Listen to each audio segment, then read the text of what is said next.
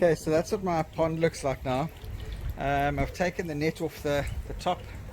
The babies have thinned out quite considerably, but that's also because they've been trying on each other. So there you can see, hopefully see the fry in the water. I'll go underwater now so you can see as well.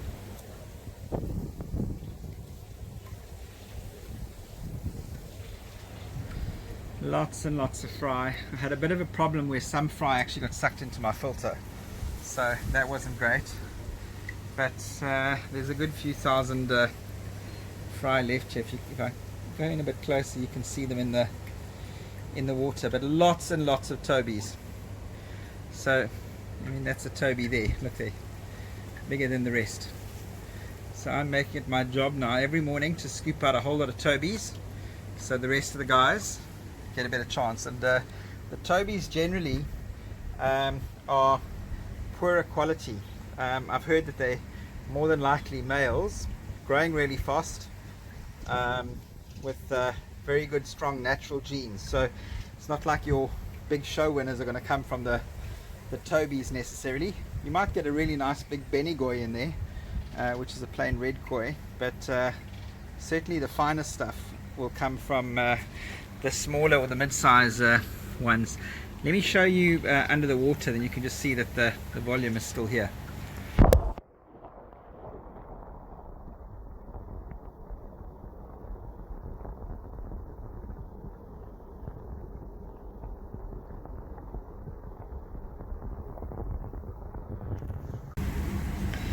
And that's why we removed Tobies. Look at that, there you can see a Toby with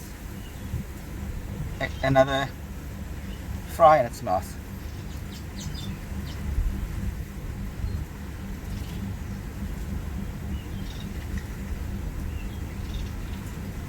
Not far off the size of the Toby, but yeah,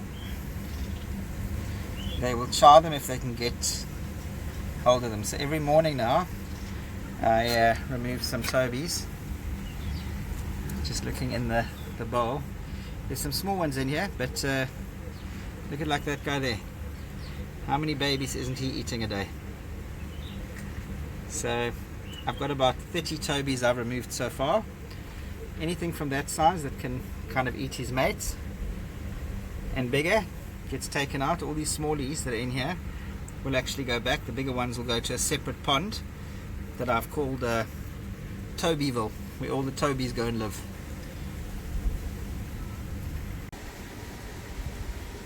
Okay, and there you've got today's Tobies that are getting put into another tank. So all of them are big enough to eat other babies. As soon as they get to about 40% bigger than another fish, they'll eat it.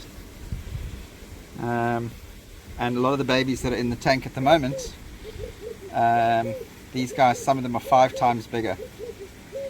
So yeah, so these are Tobies, and these are making their way into the spare tank called Tobyville.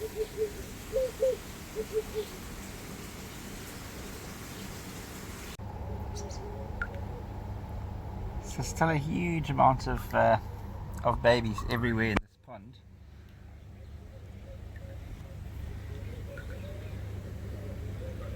You can see, but a lot bigger.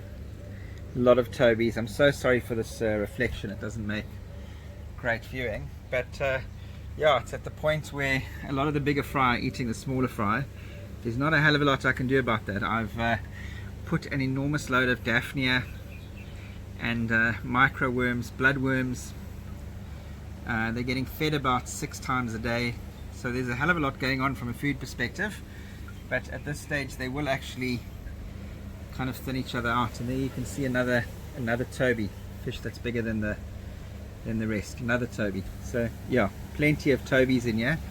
In fact, that's not even the biggest size. Possibly at the bottom of the pond there's Tobies that could be 2 or 3 times that size. So yeah, every day cleaning out the Tobies, making sure that as many fry as possible get to a bigger size. If I had a mud dam, I wouldn't really have a problem with Tobies because they'd be spread out across the pond there'd be more live food and the fish would have a better chance of surviving. Anyway, that's an update for today. Catch you later. Cheers.